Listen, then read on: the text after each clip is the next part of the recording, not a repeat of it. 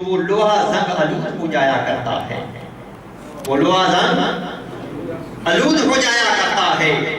تو اسی طرح جب انسان گناہ کرتا ہے، انسان گناہ کر کر کے جب اس مقام پر آتا ہے تو اس کا دل بھی گناہوں میں چھپ جاتا ہے، اس کے دل پر بھی زنگ اور میل آ جاتا ہے۔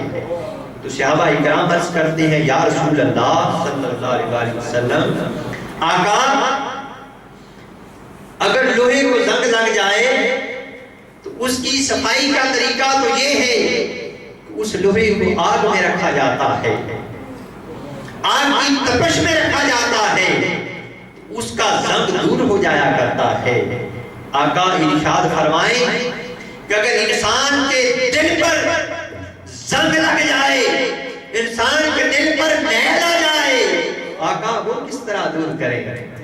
قربان جائیں عالمی تاجدار صلی اللہ علیہ وسلم نے ارشاد فرمایا، اے میرے صحابہ، اے میرے لائے ہوئے دین کے ستونوں کو تھامنے والوں، سنو کہ اگر دل گناہوں کی طرف مائل ہو جائے اور نیکی سے کترانے لگ جائے تو مدنی تاجدار صلی اللہ علیہ وسلم نے فرمایا، میرے صحابہ ایسی صورت میں تم قرآن کی تلاوت کرتے جانا اور اپنی موت کو یاد کرتے جانا۔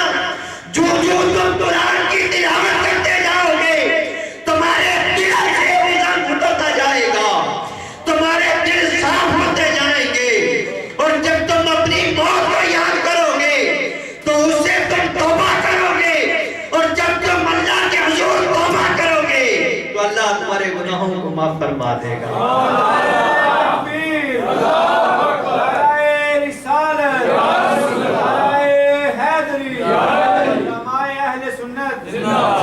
اللہ تمہارے گناہوں کو معاف فرما دے گا۔ قربان جائیں اس کی محبت پر۔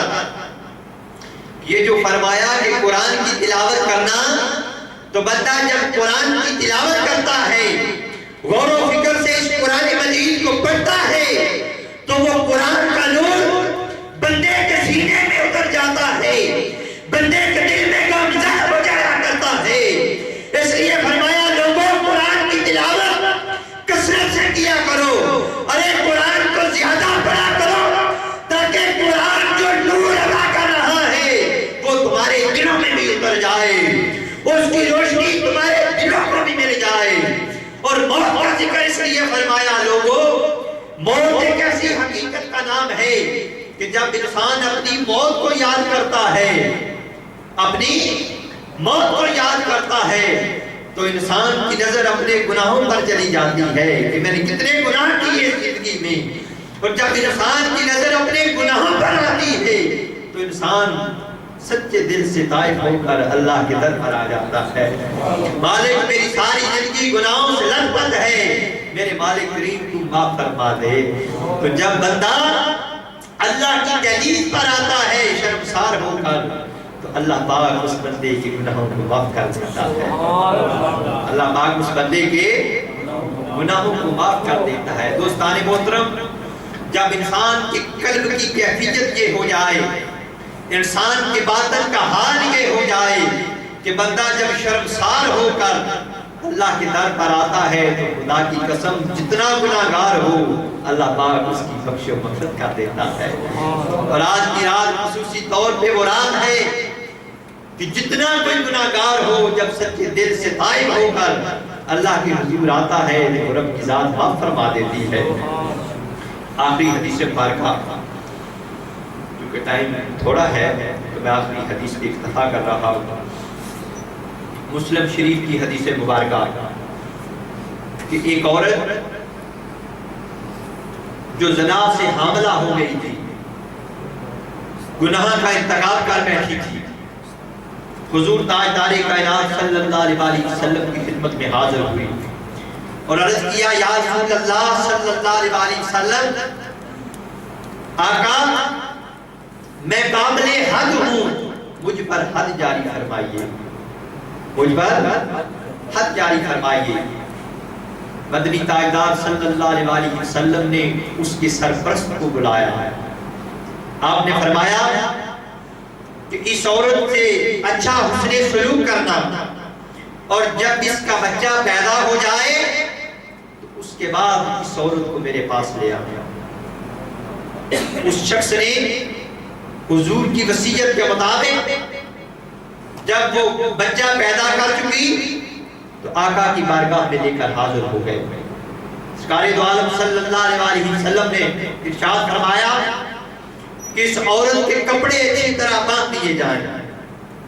کپڑوں کو باندھ دیا گیا، پھر آپ نے اس عورت کو سنسار کرنے کا حکم دیا کہ اس عورت پر سنساری کی جائے، اور اس عورت کی وفات ہو گئی۔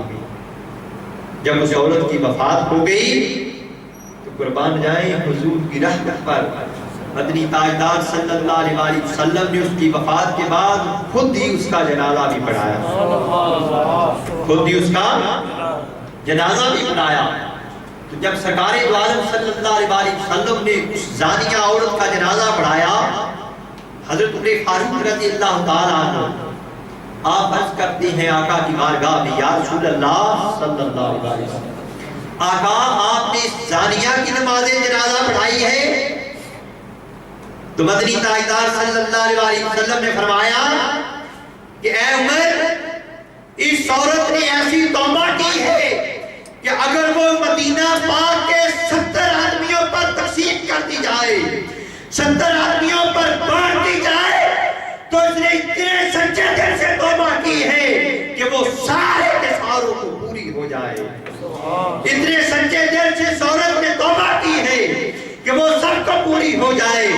اور آپ نے فرمایا کیا تم نے اسے کوئی افضل شخص دیکھا ہے کہ جس نے خود کو اللہ کی حدود کے اجرا کے لیے میری بارگاہ میں پیش کر دیا ہے، میری بارگاہ میں پیش کر دیا ہے؟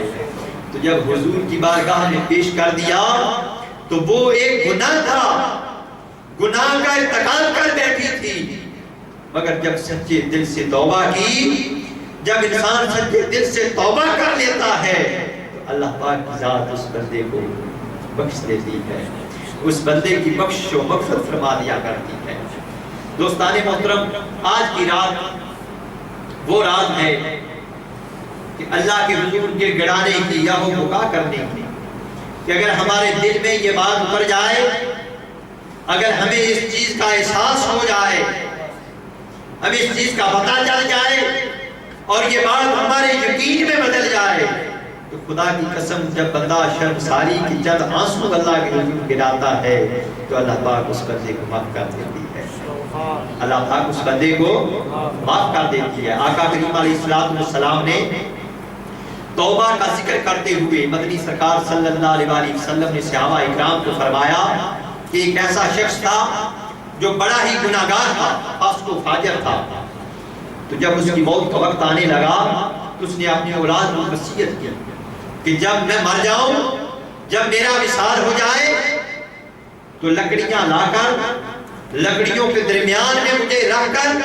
میری میت کو جلا دیا جائے، کیونکہ میں اتنا گناہگار ہوں، اتنا فاسق و فاجر ہوں کہ میں اس قابل نہیں ہوں کہ میں اللہ کے حضور اپنا چہرہ دکھا سکوں، میری میت کو جلا دینا۔ جب وہ شخص مر گیا تو اس کے بیٹوں نے آپ کی وصیت کے مطابق لکڑیاں لائیں اور اس کو میت کو جلا دیا۔ جب میت کو جلا دیا تو اس کی راکھ بن گئی، جب راکھ بن گئی اس کا یہ تجزیہ تھا کہ جب خاک ہو جائے گی، ہوا میں اڑ جائے گی تو میں اللہ کے حضور پیش نہیں ہوں گا، مجھے شرمندگی کا سامنا نہیں کرنا پڑے گا۔ تو جب یہ ہوا اس کی خاک بن گئی، اس مالک نے ہوا کو حکم دیا کہ اس بندے کی خاک کو نہیں اڑاؤں گا، میں ابھی اس کو زندہ کروں گا، ابھی اس کو حیات دوں گا، ابھی اس کو زندگی عطا کروں گا۔ تو خالق کائنات نے اس کو اسی خاک سے زندہ کر دیا، اور جب کھڑا ہوا تو اس کے جسم پر کپکپی طاری ہو گئی، اس کے جسم پر لرزہ طاری ہو گیا۔ رب ذوالجلال نے فرمایا بندے اب لرزہ کس بات کا ہے؟ تو بندہ عرض کرتا ہے باری تعالیٰ اسی لیے تو میں نے اپنے بیٹوں کو وصیت کی تھی، اسی خوف اور ڈر سے کہ میرا پیش ہو سکوں. میں اس قابل نہیں ہوں, میں اتنا فاسق و فاجر ہوں. اس لیے تو میں نے کہا تھا کہ میری میت کو جلا دینا, کہ میرا چہرہ اس قابل نہیں کہ تیرے حضور پیش ہو سکوں. تو اس رب نے فرمایا اس بندے نے سچے دل سے یہ توبہ کی ہے کہ ایک وہ ہے جو گناہوں پر مواخذہ کرتا ہے اور گناہوں کو بخش دیتا ہے. جب اس کے دل میں یہ بات آئی تو اللہ پاک نے اسی بات کے سبب اس کے سب گناہوں کو معاف فرما دیا, اس کے سارے گناہوں کو بخش دیا, اس کی زندگی سارے گناہوں سے پاک کر دی. دوستان محترم, آج کی رات وہ عظیم رات ہے. سارے مل کر انشاءاللہ العزیز آج پوری رات شب بیداری ہوگی, نوافل پڑھیں گے, اللہ کے حضور گڑگڑائیں گے, اپنے گناہوں کی معافی طلب کریں گے. ابھی انشاءاللہ نماز عشاء کے بعد لنگر ہوگا اور اس کے بعد انشاءاللہ کچھ دیر بعد صلاۃ التسبیح پڑھی جائے گی اور اس کے بعد پوری رات پروگرام جاری رہے گا. آپ کو نفل بھی بتائیں گے. آج کی رات کی مناسبت سے نفل پڑھیں, قرآن مجید کی تلاوت کریں, اللہ اللہ کریں, ذکر کریں, ورد کریں, اللہ کی اسماء کا ذکر کریں, تسبیحات کریں. جتنا کچھ ہو سکتا ہے آج کی رات اپنے رب نے منا لیں. ہو سکتا ہے کہ اگلی یہ رات ہماری زندگی میں آئے یا نہ آئے, اگلی ہو سکتا ہے رات ہماری قبر میں ہو. کتنے لوگ پچھلے سال جو اس رات میں ہمارے ساتھ شریک تھے آج اس دنیا کو چھوڑ چکے ہیں. آج وہ لوگ ہمارے درمیان موجود نہیں ہیں. دوستان محترم, یہ تو وہ رب جانتا ہے کہ کون رہے گا اگلے سال تک. کسی شخص کو اس بات کی خبر نہیں ہے. اس لیے ہو سکتا ہے کہ کسی کی اگلے سال سے پہلے ہی موت واقع ہو جائے اور اگلے سال سے پہلے ہی جنازہ اٹھ جائے. تو اپنی قبر کی تیاری کے لیے, اپنی آخرت کی تیاری کے لیے اپنے گناہوں کو یاد کر کے آج سارے بھائی مل کے اللہ کے حضور توبہ کریں گے. کیونکہ جب مل کے توبہ کریں گے تو اللہ پاک معاف فرما دے گا. یہی اس نے سبق دیا. قرآن مجید کی آیت مبارکہ میں نے پڑھی, وَتُوبُوا إِلَى اللَّهِ جَمِيعًا أَيُّهَا الْمُؤْمِنُونَ لَعَلَّكُمْ تُفْلِحُونَ. اے ایمان والو, جب تم سارے مل کر اکٹھے ہو کے اجتماعی صورت میں جب میرے حضور توبہ کرو گے, میرے حضور کچھ قطرے بہاؤ گے, میرے حضور کچھ آنسو بہاؤ گے, شرمسار ہو کر لعلکم تفلحون. میں یہ بات تم کو اس لیے بتا رہا ہوں لوگوں تاکہ تم کامیاب ہو جاؤ, تم فلاح پا جاؤ, تمہیں وہ زندگی نصیب ہو جائے کہ جس زندگی میں کوئی غم نہ ہوگا, کوئی خوف نہ ہوگا. ایسی زندگی اللہ پاک نے اپنے بندے کے لیے تیار کر کے رکھی ہے اور ایسی جنتیں تیار کر کے رکھی ہیں. مگر اس کے لیے شرط یہ ہے کہ انسان اپنے گناہوں سے سچے دل سے جب تائب ہو جائے گا, اللہ کے حضور توبہ کرے گا, تو اللہ پاک اس بندے کے گناہوں کو معاف فرما دے گا. اللہ پاک آپ جتنے احباب تشریف لائے ہیں سب کی حاضری کو اپنی بارگاہ الوہیت میں قبول فرمائے. اللہ پاک ہم سب کو گناہوں سے بچنے کی توفیق نصیب فرمائے اور آج اپنے حضور سر سجود ہو کر اپنی آنکھوں سے چند قطرے بہانے کی توفیق نصیب فرمائے. وما علینا الا البلاغ.